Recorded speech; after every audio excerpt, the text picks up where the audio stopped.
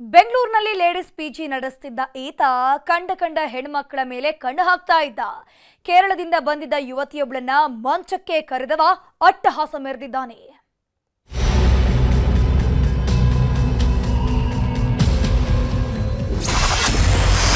ವಿದ್ಯಾರ್ಥಿನಿ ಮೇಲೆ ಕಣ್ಣು ಹಾಕಿದ್ದ ಪಿಜಿ ಮಾಲೀಕ ಮಂಚಕ್ಕೆ ಕರೆದ ವಲ್ಲ ಎಂದಿದ್ದಕ್ಕೆ ಅತ್ಯಾಚಾರ. ಸಿಲಿಕಾನ್ ಸಿಟಿ ಬೆಂಗಳೂರಲ್ಲಿ ಕಾಮಾಸುರರ ಅಟ್ಟಹಾಸ ಮಿತಿ ಮೀರಿದೆ. ಕಂಡಲ್ಲಿ ಗಲ್ಲಿಯಲ್ಲೂ ಕಾಮಾಂಧರು ಕ್ರೌರ್ಯ ಮೆರೆತಿದ್ದಾರೆ. ಮೊನ್ನೆಯಷ್ಟೇ ನೋಟ್ಸ್ ಕೊಡೋ ನೆಪದಲ್ಲಿ ವಿದ್ಯಾರ್ಥಿನಿಯನ್ನ ಶಿಕ್ಷಕರು ಹುರಿದು ಮುಕ್ಕಿದ್ರು. ಈ ಘಟನೆ ಮಾಸುವ ಮುನ್ನವೇ ಮತ್ತೊಂದು ಘೋರ ನಡೆದು ಹೋಗಿದೆ. ಪಿಜಿಗೆ ಬಂದ ಕಾಲೇಜು ಹುಡುಗಿ ಮೇಲೆ ಕಣ್ಣು ಹಾಕಿದ್ದ ಪಿಜಿ ಮಾಲೀಕ ಅತ್ಯಾಚಾರ ಮಾಡಿ ಅಂಧರಾಗಿದ್ದಾನೆ.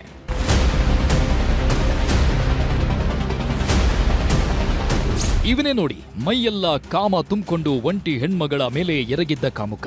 ಹೆಸರು ಅಶ್ರಫ್. ಚೆನ್ನಾಗಿರೋ ಹುಡುಗಿರ್ ಕಂಡ್ರೆ ಕಣ್ ಬಿಟ್ಕೊಂಡು ಜೊಲ್ಲು ಸುರಿಸೋ ಗಿರಾಕಿ ಇವನು.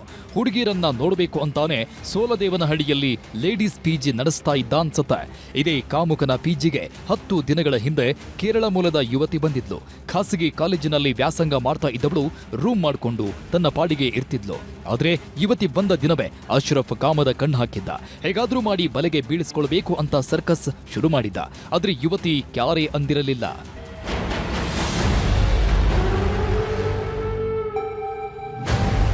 ಕಳೆದ ಗುರುವಾರ ಯುವತಿಗೆ ಅದೇನ್ ಹೇಳಿದ್ನೋ ಏನೋ, ರಾತ್ರಿ ಕಾರಲ್ಲಿ ಒಬ್ಬಳನ್ನೇ ಕರೆದೊಯ್ದಿದ್ದಾನೆ. ಇವಳು ಅದ್ಯಾವ ನಂಬಿಕೆಯಲ್ಲಿ ಹೋಗಿದ್ಲೋ ಗೊತ್ತಿಲ್ಲ.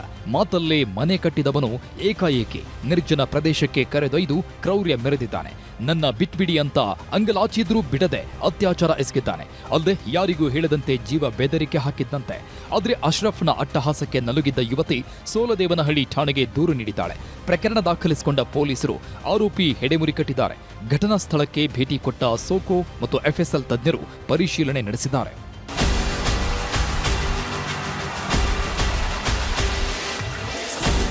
ಒಟ್ಟಾರೆ ಊರು ಬಿಟ್ಟು ಒಂಟಿಯಾಗಿ ಬರೋ ಹೆಣ್ಮಕ್ಕಳನ್ನೇ ಟಾರ್ಗೆಟ್ ಮಾಡೋ ಇಂಥ ಕಾಮುಕರಿಗೆ ಬಿಸಿ ಮುಟ್ಟಿಸಬೇಕಿದೆ.